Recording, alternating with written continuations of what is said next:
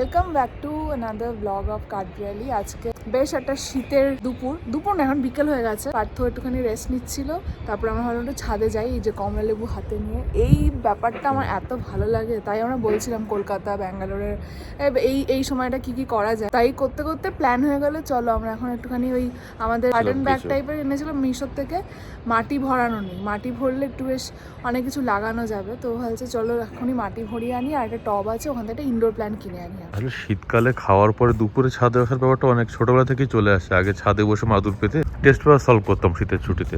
হ্যাঁ, আমাদেরও কিন্তু মাদুরটা কেনা হয়েছে, একদিন এসে বেশ কমলা লেবু এইসব নিয়ে এসে বসে খেতে হবে। এখন ছাদে কি সুন্দর সুন্দর ফুল গাছ লাগিয়েছে এরা, এগুলো দেখে আমরা বললো চলো আমরা একটু গাছ লাগাই। হ্যাঁ, এখানে কত সুন্দর গাঁদা ফুল হয়েছে, সুন্দর সুন্দর গাছ। এখানে একজন এটা ভালো লাগে, পুঁই শাক লাগিয়েছে, আর এইটুকু পুঁই শাক বা ডিম হয়েছে, মানে আমরা পুঁই শাকের ডিম বলে এটাকে, অনেক অন্য কিছু বলে। কালো কালোগুলো আমরা টিপে লাল রং করে ওগুলো দেয়ালে মারতাম আগে আমরা। ওয়েদারটা এত সুন্দর লাগছে না, সুন্দর হালকা হাওয়া। তবে আমরা তো পরে একদিন অন্য মানে আর একটু আগে এসে ওই যেটা ডিমার্টে কিনেছি মাদুরটা, হ্যাঁ ওটা পেতে বসাই যায়। যে এই টবটাতে একটা বেশ ভালো গাছ ছিল, এটা বাঁচাতে পারিনি। ভাবছি একটা সিম্পল গাছ আনবো, এখানে রাখবো। আর এগুলোর কথা বলছিলাম আর কি, এগুলোতে মাটি ভরিয়ে আনবো, ধনে পাতা টমেটো এসব লাগাবো আমরা। মা সেই পেঁয়াজ লাগিয়েছিল, তাও কি সুন্দর স্প্রিং অনিয়ন টাইপের হয়ে গেছে। আর লঙ্কা গাছও উঠেছে এই যে, হ্যাঁ খুব সুন্দর লাগছে। আমরা সন্ধ্যা হয়েছে আর আমরা আসতে পারলাম, এতটাই জ্যাম, 2 কিলোমিটার আসতে আমাদের এতটা ট্রাফিক অভিযান একদিন পর আবার স্টার্ট হলো। সেদিন আমরা ফেল হয়েছি, ওখানে কিছুই পাইনি, মানে যেখানে গেছিলাম। তো এখানে এসেছি, দেখি কি কি পাওয়া যায়।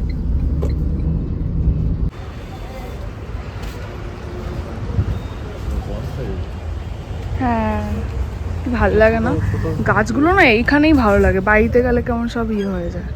ওরা যে কি করে কে জানে। আগেরবার আমি এরকম নিয়েছিলাম, প্রায় 1 মাস মতো ছিল, তারপরে গাছের পাতাগুলো সব শুকিয়ে গেছে। তো ভাবছি আমি পাম ট্রি নেবো ছোটো দেখে, তো ইজি টু মেনটেন।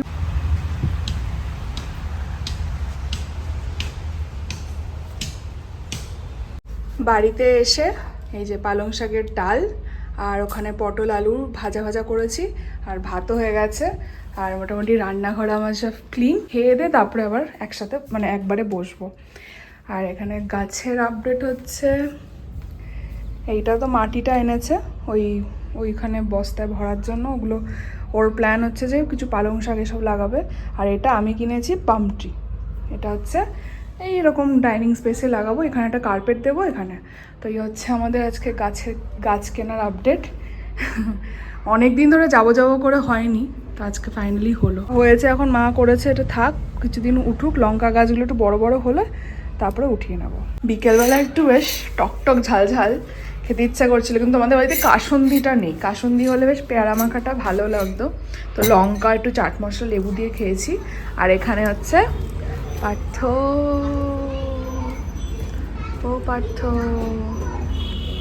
পার্থ এখন মাটিগুলো ঠিকঠাক করছে, এবার বীজ দেবে, গাছের বীজ। আমার জন্য একটা বেগুন গাছ লাগিও, বেগুন খাবো তাহলে। এখানে কিছু কিছু বীজ আছে, তো দুটোতে মোটামুটি দেবো, আর হচ্ছে আর দুটো পরে আনবো, তাই তো? হ্যাঁ সব বাচ্চা পার্টি কাও করছে সব। কুমড়ো, এটা ধনিয়া, হ্যাঁ ধনে পাতা হবে। কি জানি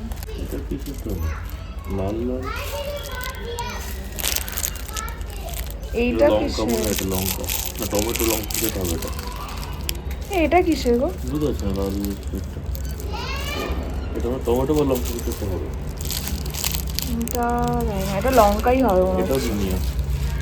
ওটা কি, ওটা নিচে যেটা রয়েছে এরকম না, ওই যে নিচে এটা রয়েছে, এটা পালং শাক। এখন একটু আমরা বেরোচ্ছি, আমি আর পার্থ। ও বললো একটু ফুচকা খাবে, ও যাই হোক বললাম আমি একটু ফুচকা খাবো, চলো ঘুরেই আসি। আর গাছ টাছ মোটামুটি ও জল টল দিয়ে দিয়েছে। আর আমি এখন না ক্যামেরার সামনে আসতে খুব ইয়ে লাগে, আমার প্রচণ্ড পিম্পলস, আর এইটুকু জায়গায় খুব হয়েছে।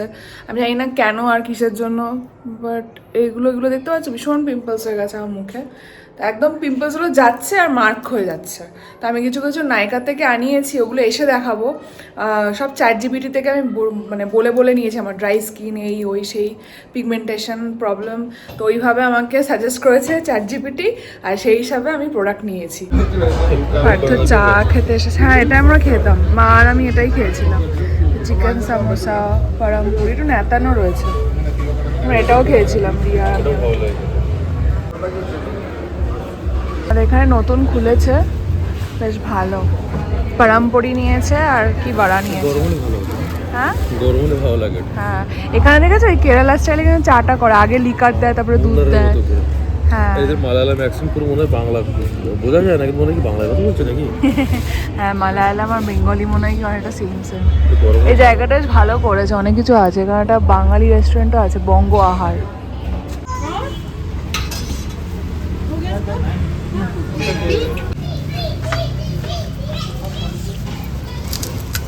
বিকেলের আলো থাকতে থাকতে বেরিয়েছিলাম, আর পুরো বেলথুর ঘুরে চা খেয়ে ফুচকা খেয়ে এখন ফিরলাম, সন্ধে হয়ে গেছে। আসার পথে আবার সৌভিকের সাথে দেখা হলো। তো দাঁড়িয়ে গল্প করতে করতে রাস্তায় ওখানে একটু দেরি হলো। আমরা উইকেন্ডে একটা শীতকালের পিকনিকের প্ল্যান করছিলাম। তো এখন এই অফিসে বসবো। দীপা কাজ করছিল দিনের বেলা, এখন ওরটা সরিয়ে আমি টেক ওভার করছি। দুপুরে দীপা দুপুরটাই শুধু রান্না করেছিল, মানে রাতে গরম গরম কিছু বানিয়ে খাবো। তো বিকেলবেলা এসে মানে সন্ধ্যাবেলা বেরিয়ে এসে অফিস করছি, এখন রাতে কিছু রান্না করতে ইচ্ছা করছিল না। ইচ্ছা করছে না বলতে ভাত খেতে ইচ্ছা করছিল না, আর রুটি করতে এখন আবার কষ্ট করতে হবে, ঠান্ডার মধ্যে ভালো লাগছে না। তো দীপা বললো সামনের দোকান থেকে একটা ইডলি ব্যাটার নিয়ে আসতে। তো আমি একটা ইডলি দোসা ব্যাটার নিয়ে এলাম, আর একটু বাদাম নিয়ে এসেছি। তাহলে বাদামের চাটনি দিয়ে রাতের ডিনার হবে ইডলি। ও যে পালং শাক দিয়ে ডালটা করেছে দুপুরবেলা, ওটা আমার খুব ভালো লেগেছিল। তো আমি ওকে বললাম যে ইডলিটা করে ওটা সাম্বার মতো ডিপ করে খাবো, পালং সাম্বার মতো, মানে পাপ্পু। তো এই একটা ছোটো ব্যাটার নিয়ে এসেছি। অনলাইন ব্লিঙ্কিটে শুধু ইডলি দোসা ব্যাটার আলাদা পাওয়া যায়, দোসা ব্যাটার। এখানে দোকানে সবগুলো ইডলি দোসা ব্যাটার একসাথে রাখে। তো অল্প ভাত আছে আর ডাল আছে, ভাত অল্পই আছে, ভাত সে খাবো না। রাত্রেবেলা ভাল লাগছিল না, ও বলছিল ইডলি খাবো। বললাম ঠিক আছে, ডালটা এখন আছে, তখন একটু ইডলি করে নিই, বেশ ভালো লাগবে। আর আজকে তড়কাও দিতে পারবো আমরা। এই কারি পাতা নেই তো, নিয়ে আসছি। না থাক, এখন লাগবে না। বাদামের চাটনি দেবো, বাদামের চাটনি কিছু আগে সে আমি সে অন্যরকম করবো এখন। আইডির ব্যাটারটা এমনি সব কিছু ভালো, মানে কোয়ালিটি খুব ভালো, কিন্তু প্যাকেজিংটা আমার পছন্দ হয় না।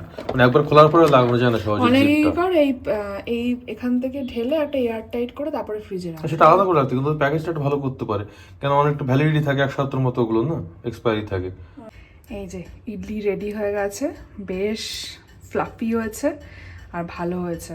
তো এখানে 12খানা ইডলি আছে। এখন আমি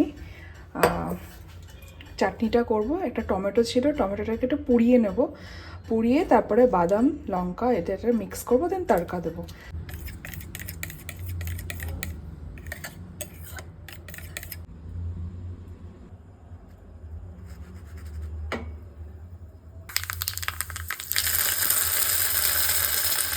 এই হচ্ছে আমাদের ডিনার প্ল্যাটার।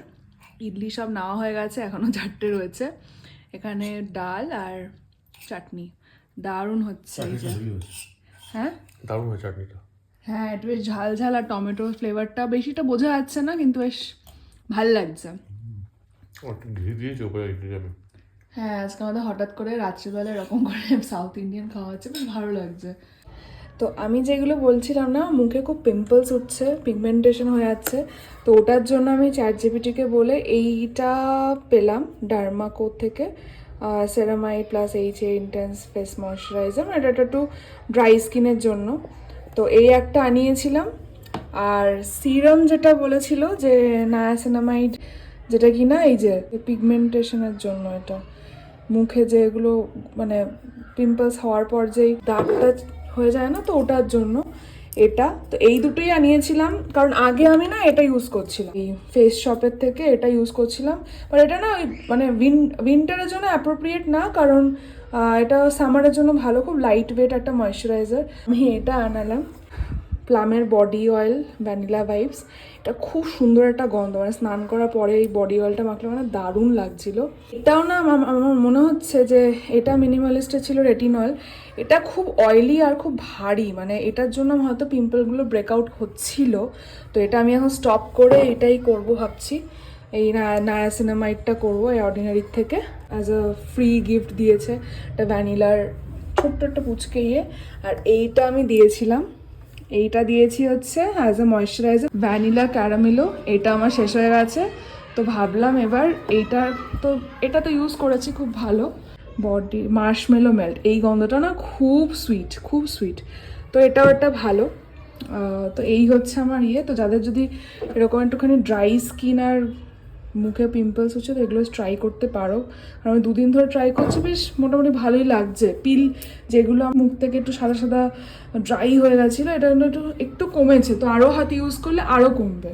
দীপা নাকি আমার হাতে মাছ মাংস খেয়ে বোর হয়ে গেছে, তো আজকে আমার হাতে কেক খেতে চেয়েছো। আর আমি এটা কোনো কেক বেক করিনি, তো সহজে একটা ওটস কেক বানাচ্ছি ওর জন্য। আছে ওটসটাকে আমি পুরো গুঁড়ো করে নিয়েছি আর বেকিং পাউডার মিশিয়ে নিয়েছি, নুন টুন দিয়ে দিয়েছি।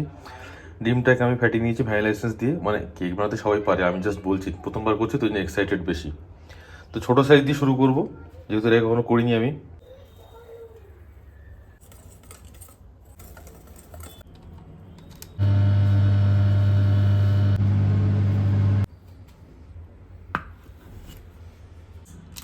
ব্যাস, তো আলটিমেটলি এই হলো আমার ফার্স্ট বেক করা কেক। দীপা মিটিংয়ে আছে, ওর জন্য একটা ছোট্ট টুকরো কেটে দিয়েছি, আগে টেস্টিং করুক।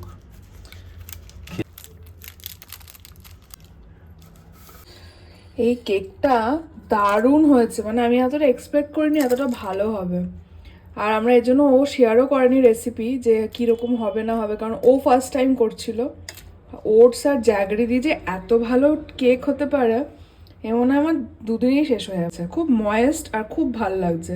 এটা ওটসের কেক বোঝাই যাবে না, আর যে চিনি দেওয়া হয়নি, দারুণ লাগছে।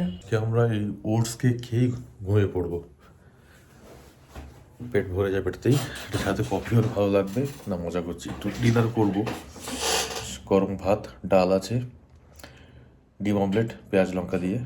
তো যাই হোক, আজকের ব্লগটি এখানে শেষ করছি। চ্যানেল নতুন হলে যদি অন্য ব্লগও ভালো লাগে সাবস্ক্রাইব করো, পাশে থেকো, লাইক করো। দেখা হবে নতুন একটি ব্লগে।